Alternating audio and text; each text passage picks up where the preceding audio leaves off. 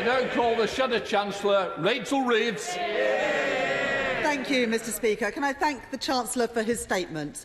We have known that this price rise was coming for months, and today we learn that the energy price cap will increase to £1,971 in April. In October, I called on the Government to provide immediate support for households, cutting VAT on their energy bills and saving £200 of bills, with £400 in extra targeted support for those who need it most, which would mean for some of the poorest families in our country almost no increase in energy bills from April. The Government have not done that today. Now, we all remember when the Prime Minister said that cutting VAT was one of the benefits of Brexit. He said, and I quote, "When we vote leave, we will be able to scrap this unfair and damaging tax." Could there ever be a time where this policy is more needed than it is today? And I would have thought that the Prime Minister, with his unblemished record of integrity, would defend the commitments that he has made. But instead, it's another pledge thrown onto the bonfire of broken Tory promises.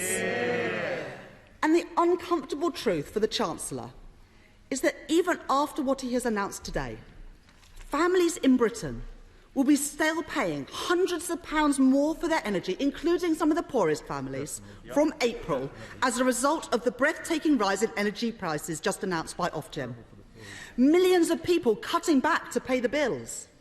Citizens' Advice have said that they have seen a record number of people in January struggling with fuel debts before the energy price increase.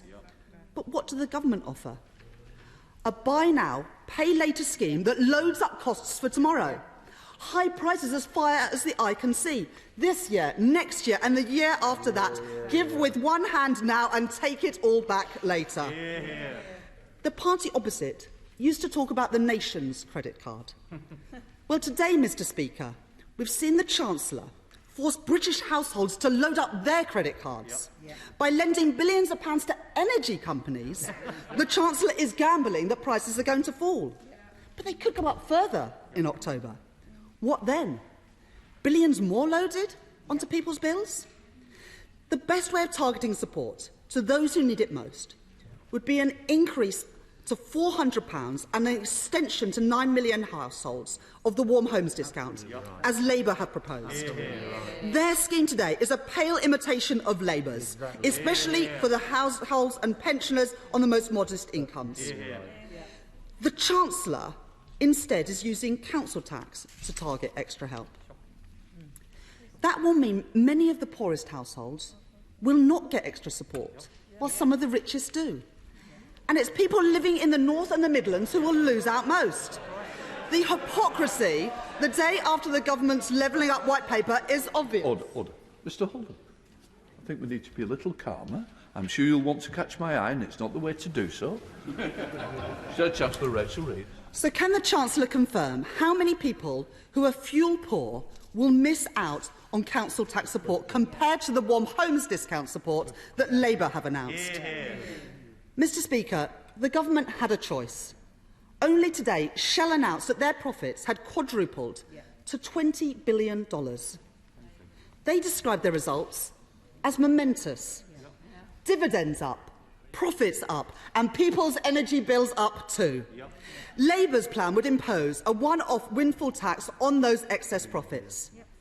But this Chancellor would rather shield the oil and gas producers, while at the same time loading the cost onto working people and pensioners. Cabinet ministers have described the oil and gas producers as struggling. Struggling, Mr Speaker. Tell that to the 1 in 5 people who are already skipping meals so that they can pay their energy bills. And, Mr Speaker, this energy crisis has not happened overnight. It's a decade of dither and delay from the party opposite that has brought us to this point. A decade of failure to regulate our energy market. A decade in which they have slashed our gas storage capacity, leaving us more reliant than ever on Russia for our gas imports. A decade of failure to make the most of solar, tidal and wind energy, and a decade of stalled progress on insulating our homes to keep bills low, not just for 1 year, but into the future too. It has been the Tory decade that has led to this announcement, Mr Speaker, of the biggest increase in the price of domestic energy since records began. That is what the Chancellor should acknowledge and should apologise for today. The Conservatives aren't solving the cost of living crisis because the Conservative Party are the cost of living crisis.